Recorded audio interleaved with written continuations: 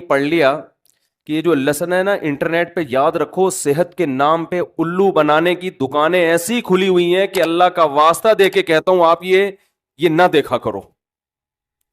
میں تو کبھی کبھار دیکھتا ہوں نا، اللہ کی پناہ اتنے کانفیڈینس کے ساتھ بکواس کر رہے ہوتے ہیں، جھوٹ بول رہے ہوتے ہیں، لوگوں کی صحتوں سے کھیل رہے ہیں. یہ والی کھانے ادرک کے قہوے، اور یعنی اللہ معاف کرے وہ جو ہے نا آج کل آتی ہے ایک لونگ، آپ انٹرنیٹ پہ یوٹیوب پہ سرچ کرو، ایسا لگتا ہے لونگ اور ہیرے میں کوئی فرق ہے ہی نہیں. اتنے فائدے لونگ کے. ایک صاحب نے کل میں پڑھ رہا تھا کہ اس نے کہا 1 کلو گوشت میں وہ طاقت نہیں ہے جو لونگ کے 2 دانوں میں ہے. اللہ پھر یہ کٹوں کی جگہ لونگ ہی پیدا کر دیتا بھائی. اتنی بڑی بڑی داڑیاں رکھ کے پھینکے جا رہے ہیں اتنے کانفیڈنس کے ساتھ جھوٹ بولتے ہیں.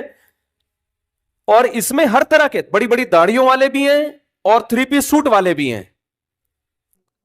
بڑی داڑیوں والوں سے یہ آتا ہے کہ یار یہ بزرگ آدمی ہے، یہ تو غلط بات کرے گا ہی نہیں. اور 3 پیس سوٹ سے لگتا ہے بھائی امریکہ سے آیا ہے، انگلش بول رہا ہے، میدے کو اسٹمک بول رہا ہے، گردے کو کڈنی بول رہا ہے.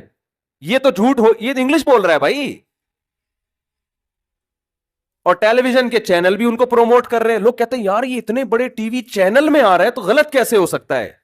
دیکھو چینل والوں کو عام طور پر اس سے غرض نہیں ہوتی کہ یہ ماہر ہے یا غیر ماہر. کہتے ہیں اس کا عوام میں اثر کتنا ہے، پبلک اس کو کتنا جانتی ہے، ان کو ریٹنگ بڑھانی ہے نا. تو جب بھی کوئی ایسا آیا کرے نا، میں پہلے بہت متاثر ہوں ان چیزوں سے، اپنے تجربے شیئر. اس کا بھی دین سے تعلق ہے. آپ کہہ سکتے ہیں مولوی صاحب کیا باتیں لے کے بیٹھ گئے ہیں. قرآن کہہ رہے ہیں نا لا تقف ما لیس لک بہ علم، جس چیز کا علم نہیں ہے اس کے پیچھے مت چلو. تو یہ دین دنیا ہر چیز کے بارے میں قرآن کہہ رہا ہے. کسی بھی چیز کے بارے میں آپ کو نالج نہیں ہے تو جس کو نالج ہے اس سے پوچھو بھائی. تو میں ایسے نا ایک دفعہ میں نے پوری ڈائری تیار کی، کسی طرح ہے بڑے زبردست قسم کے نا 3 پیس سوٹ ٹائی میں اور انگلش میں، میں نے تو پورا نوٹ تیار کر لیے. میں نے کہا یار یہ تو بڑی خاندانی معلومات ہیں، لونگ اور ادرک اور لہسن اور پتہ نہیں 2-4 چیزیں اور ملا لیں ایسی خاندانی کے بس. اب میں نے کہا گھر میں اب سب کچھ گھر سے کچن سے باہر نکال دو.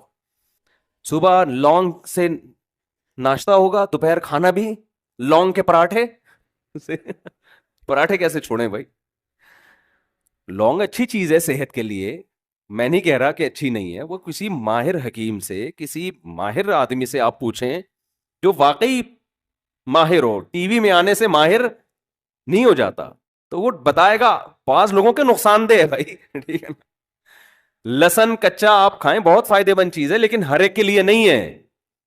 اور فائدے بھی ایک لمٹ ہے، ایسا نہیں ہے کہ وہ ساری. اگر یہ ہوتا تو سارا جرمنی، یورپ، امریکہ ساری دوائیں باہر نکال کے سارے لہسن ہی کھا رہے ہوتے بیٹھ کے. ساری دنیا لہسن ہی کھا رہی ہوتی بیٹھ کے، ہر چیز کا علاج اگر اس میں ہوتا. پھر اس میں تیزابیت بھی تو ہے نا. لہسن آپ کچا کھائیں گے وہ ایسڈ ہے، تیزاب ہے وہ. ہمارے ایک دوست نے صبح نہار منہ انٹرنیٹ پہ دیکھ کے سرکہ پینا شروع کر دیا. صبح نہار. اب آپ بتاؤ یار، ایسڈ ہے وہ تو آنتوں کو جا کے کاٹے گا کہ نہیں کاٹے گا. اور بڑی فخر سے کہہ رہے میں پتلا ہونا شروع ہو گیا.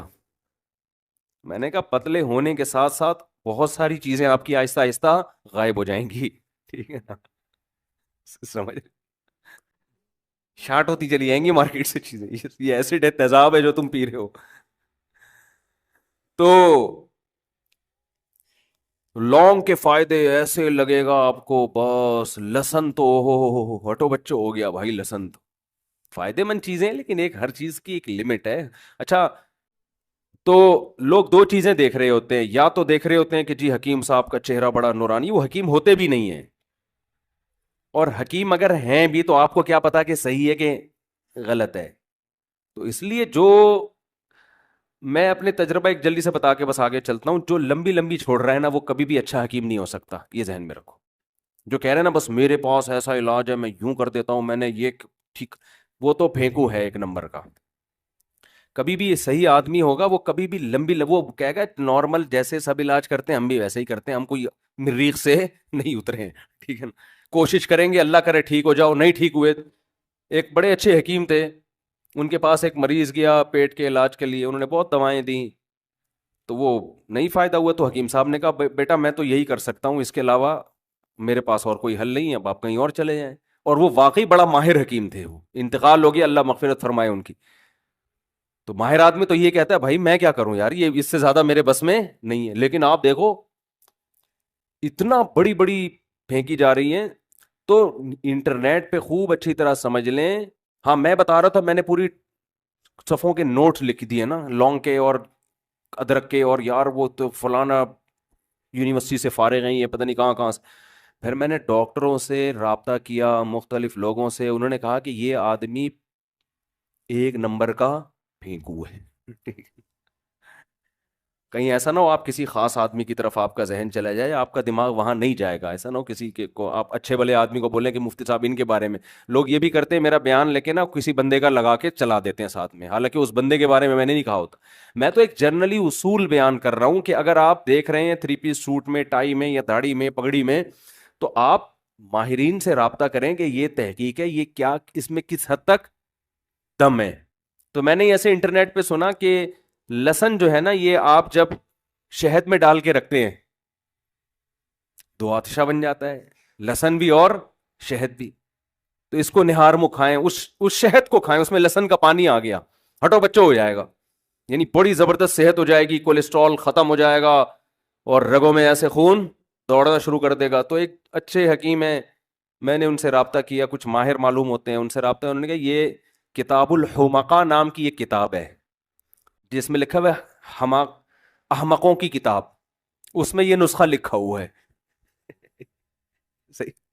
انہوں نے کہا اس کے کھانے سے ہی ہوتا ہے کہ چہرے کا رنگ پیلا پڑ جائے گا. اب واللہ عالم, یہ میرا شعبہ نہیں ہے, میں بھی اس طرف نہیں آ رہا, بس آپ کو بتانے کا مقصد یہ ہے کہ جو جس کا کام ہے نا میرے بھائی, اسی پہ ساجے. تو اگر آپ نے حکمت سے علاج کرانا ہے تو کسی اچھے ماہر حکیم, جو ریلائبل آدمی ہو, جو باقاعدہ کسی سے سیکھا ہو, اس نے کسی ادارے میں پڑھا ہوا ہو, اس سے کرائیں. ڈاکٹر تو آپ ڈاکٹر ہیں, MBBS ڈاکٹر ہیں, ان کے پاس جائیں. اور ایک جلدی سے بات سمیٹ کے میں پھر آگے آتا ہوں, ایک بات خوب اچھی طرح سمجھ لیں, حکیموں میں, سب میں نہیں لیکن بہت سو میں, ایک بڑا فراڈ یہ چل پڑا ہے مارکیٹ میں. وہ یہ چل پڑا ہے کہ انہوں نے حکمت کو مذہب کے ساتھ ملا دیا ہے. سمجھ رہے ہیں, روحانیت اور مذہب کے ساتھ. یعنی بعض حکیم یہ کرتے ہیں, وہ پیر بھی بنے ہوئے ہیں, وہ پیر بنے, یہ دیہاتوں میں یہ چیز زیادہ ہے, شہروں میں ذرا کم ہے. وہ پیر بنے ہوئے ہیں, اور پھر اس میں کہ یہ طب نبوی ہے, یہ حدیث میں آتا ہے, یہ فلانا آتا ہے, تو لوگ کہتے ہیں یار ان کے پاس طب کے بارے میں قرآن و سنت کا علم ہے, اور قرآن و سنت کا علم غلط نہیں ہو سکتا. خوب سمجھ لو, حکمت جو ہے نا, طب, یہ مادی علم ہے, یہ روحانی علم نہیں ہے. اس کا قرآن و سنت سے کوئی تعلق, براہ راست کوئی تعلق نہیں ہے. قرآن و سنت میں اس بارے میں چند اصول تو بیان کیے گئے ہیں, لیکن وہ ایسے اصول ہیں کہ ان کو ڈاکٹر بھی مانتے ہیں. اس میں حکیم میں اور ڈاکٹر میں کوئی فرق